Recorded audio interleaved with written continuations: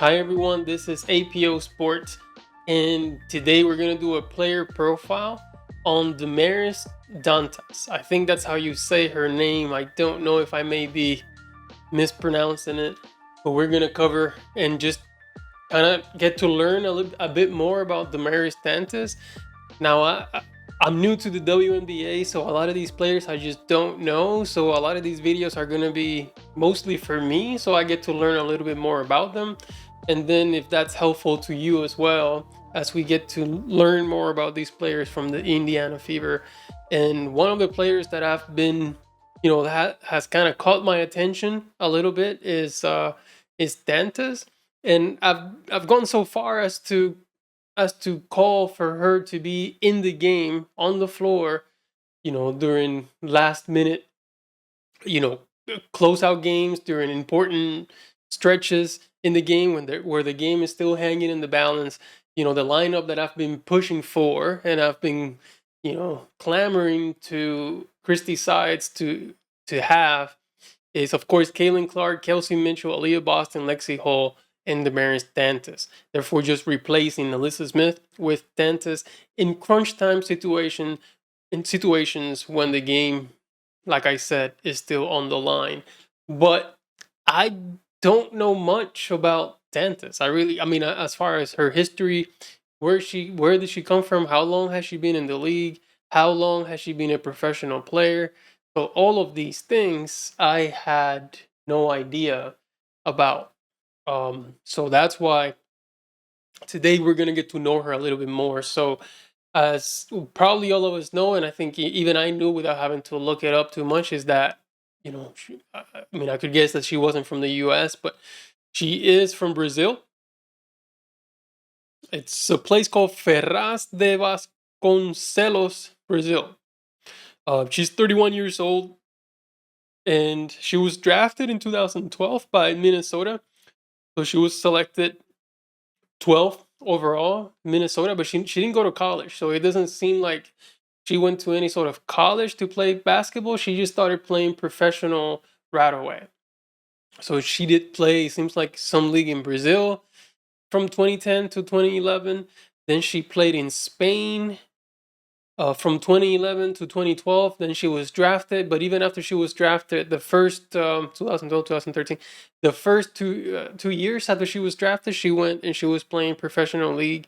What appears to be, I think Brazil or Portugal, and then some other, I don't know, maybe European league called Americana.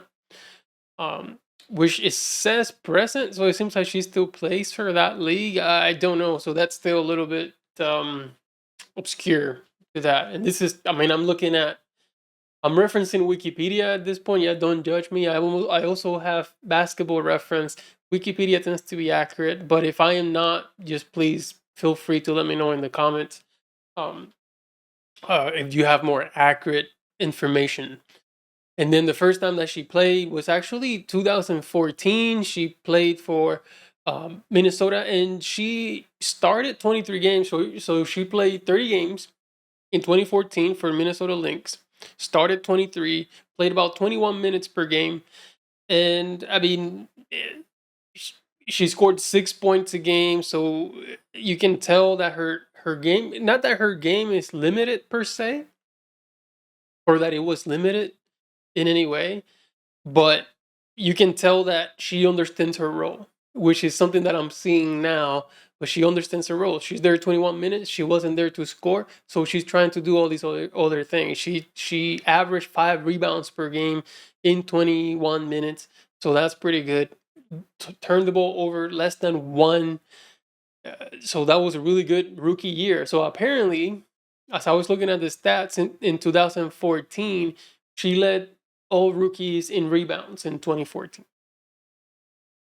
Then I don't know what happened in 2015. Something happened. She played 16 games for the Minnesota Lynx, and then she was traded to Atlanta, the Dream. Yeah, so to Atlanta Dream, where she played and started 16 games. And check this.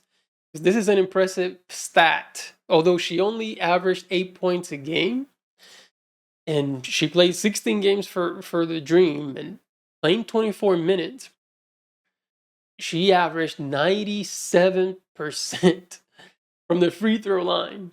That is crazy. I never seen numbers like that for 16 games, 97%. Now, I mean, I don't know what amount of free throw attempts and makes you gotta have to get that number, 97.3, but that's pretty high. And so blocks. So she was playing some pretty good defense there as well. And then the next season, apparently 2016, it says here that she did not play because of Olympic commitment. So she didn't play the 2016 WNBA season, and then she came back. Oh, so let me go back real quick to Minnesota, because in 2015 she played 16 games. And remember, so this was her playing with Maya Moore, with that beast of a team. So in 2015, Minnesota Lynx did win the championship, but Damiris Dantas was now part of the team because she was traded to the Atlanta Dream. I don't know if she got a ring because of that, but nonetheless, that's what we have. Yeah. So then 2017, 2018, she plays for Atlanta. In 2019, she goes back to Minnesota. I don't know if it was a trade or if she signed as a free agent again. Let's see if there's any information here. Yep, as a free agent. So on February 8, 2019, Dantas signed with the Minnesota Lynx as a free agent.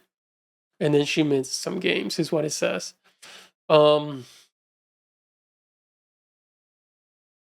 So goes back to Minnesota, and then she's a starter. She's an everyday starter. So her first year back in 2019 with the Lynx, like I said, 26 games, missed some games, 25 minutes, and she is a 3-point shooter. So I just kind of want everyone to know, because I know that she tends to take a lot of threes during games, and I mean, she doesn't hesitate to take them, but she's a 3-point shooter.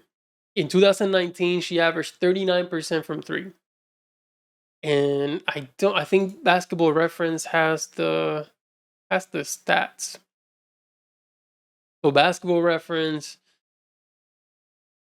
says that she attempted 4 3-pointers a game, 39% clip. That is impressive, but that's only 2019. When we get to 2020, she was lighting it up. In 2020, this was her best season by far. 2020, I think this was the bubble season potentially. But yeah, 26 minutes. She averaged 13 points a game, so by far the highest points per game average that she's had in her career. And check this. So the same amount of 3-point attempts as 2019, where she averaged 39% from three. This year, she averaged 43% from the 3-point line. On, like I said, 4 attempts per game. That is insane. So we have to understand that she is a 3-point shooter. Then 2021, it kind of dipped a little bit again. She started all but 4 games, played less minutes, so 23 minutes. So I just don't know what happened in the meantime there. But yeah, some numbers began to dip a little bit. But one impressive thing that I've seen from Dantas, because then after that, so if we just close the regular season numbers, 2021 averaged 7 points per game on 23 minutes. And then 2022, she played 15 games, started all 15. I don't know if there's some sort of injury or whatever. 5 points per game. So you can tell that, her role was diminished to some sort of extent. As you can see by turnover, she doesn't turn the ball over. That's not what she does. She plays within the constraints and parameters that she's set, and that she understands. You can tell that she understands her limitations. So she does not make a ton of mistakes, which is a great sign. She plays great defense. In 2019, averaged 3 assists per game, so she knows how to pass and make good decisions as well.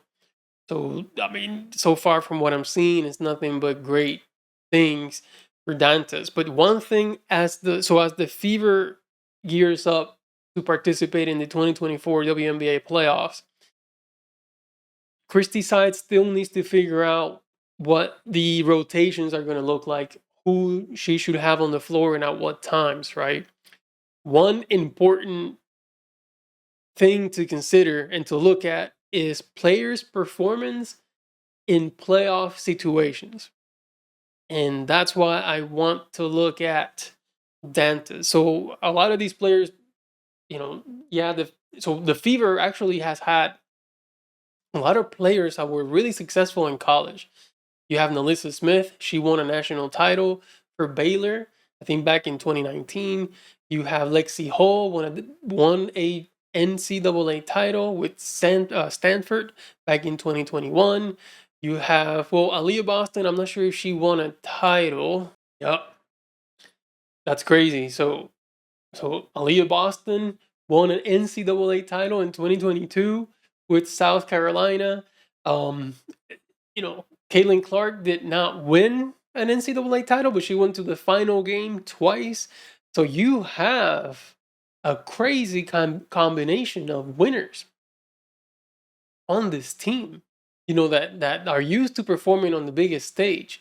This is dangerous as hell for the rest of the WNBA. But going back to Dantas, really one of the only players who has prior playoff experience on this roster. And let's look. 2019, she played one game, 28 minutes. She scored 20 points. Now, she did turn the ball over 5 times, but 20 points, 2 steals and assists, 6 rebounds. I mean, she was lights out on that game, to score 20 in 28 minutes in the playoffs. Great. But then the next year, 2020, she played 4 games in the playoffs, actually averaging 34 minutes. So you can tell this is Cheryl Reeve who's coaching. 34 minutes in playoff time. In this type of team, in the playoffs in 2020, again, she played and started all 4 games. 18 points per game, 1.5 steals, lower the turnovers, only 2.5 turnovers, playing that amount of time that she's playing, 3 assists per game, 2.5 rebounds. And again, from 3. So here's the crazy thing. In the playoffs in 2020, in these 4 games, she attempted about 7 3-point attempts during, over their 4 games, and 52% on those 3-pointers.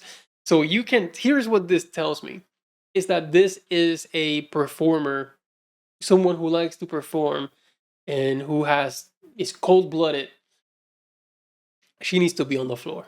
Like 100%. This is essentially what I'm seeing, is that Christie Size needs to find a way to include her in the rotation, to give her more minutes, and to have her on the floor fourth quarters in the playoffs. Like if she doesn't have Damiris Dantas in the playoffs playing in the fourth quarter instead of Nalissa Smith, then I don't know. But here's the crazy thing. I mean, you could even have Nalissa Smith and that's okay, but right now that starting 5 for Indiana Fever have all either won a title or played in the national game at the college level, for women's NCAA, which is crazy. So this is a very scary team who knows how to win in in the biggest games. So now that I'm looking at all these numbers and all of these things, I don't know. I mean, I don't want to say too much. Of course, they're a young team when it comes to playing professional basketball in the WNBA, but they are proven and they've been tested. And I think Damiris Dantas just provides another element of that to the team. Coming off the bench, that's great. I know I haven't really seen, and we'll do a player profile on Temi Fagbenelli here soon, because I don't really know much about her either. So I'll do a breakdown of her game and do a player profile for her as well. But I am super impressed with the resume and the career statistics for Damiris Dantas, especially for just being a role player. But tell you when she was not a role player. She was not a role player when it's winning time, right? When it's playoff time. Cheryl Reeve was like, "Oh no, you're not a role player anymore. Like you're one of our go-to players." So if you go back to, I just want to go back to this team. Okay. So yeah, this is crazy. This is super telling right here. So we go back. I'm actually going to the game, to the actual game that happened in 2020 between the Phoenix Mercury and Minnesota Lynx, and it seems like during this time, it was just a one shot, one game in the first round of the playoffs. So the Lynx beat the Mercury 80-79, and as we look at the Lynx, right? So we have Nafisa Collier. Nafisa Collier played 37 minutes, only scored 7 points in this game. Crystal Dangerfield, no idea who that is, scored 17 points. Odyssey Sims, who we've been hearing a lot about her, she's played for like 5 teams this year. Uh, but I don't know why she keeps bouncing from team to team. She seems to be really, really good on defense and scoring. But anyway, she scored 14 points. But guess who was the leading scorer in this game? Damiris Dantas.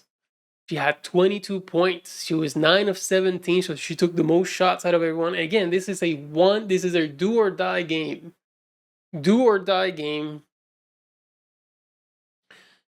Win or go home. Nafisa Collier kind of disappeared. I mean, I'm a fan of Nafisa Collier. I'm just looking at this box score from 2020. It's just numbers. Damiris Dantas, 22 points, 2 assists, 8 rebounds, a steal. They won this game by 1 point, and they needed every single one of Dantas' 22 points. She carried that game, and they don't have a plus minus, but I can guarantee you that plus minus for Dantas was super high. This is crazy. This is crazy. And I mean, again, I've been pleading for her to be playing fourth quarter and high leverage situations. I don't know, and all this time I didn't know anything about her past or her history. I'm learning this shit right now as I'm recording this video, and this shit is crazy. But again, it just tells you she's a playoff performer, and she needs to be getting some minutes come playoff time. But that's it. I mean, I think through this, I've learned all I need to learn about Damiris Dantas. She's a baller. She has played, she's only played 4 games in the playoffs, but she's performed really well in all 4 games in the playoffs.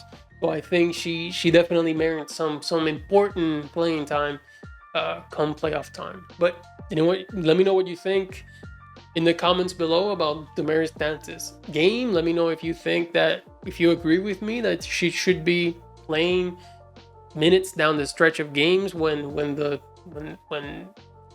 they're close games. Yeah, just let me know what you think. But that's it for this video. I hope you have a great day, and I'll see you next time.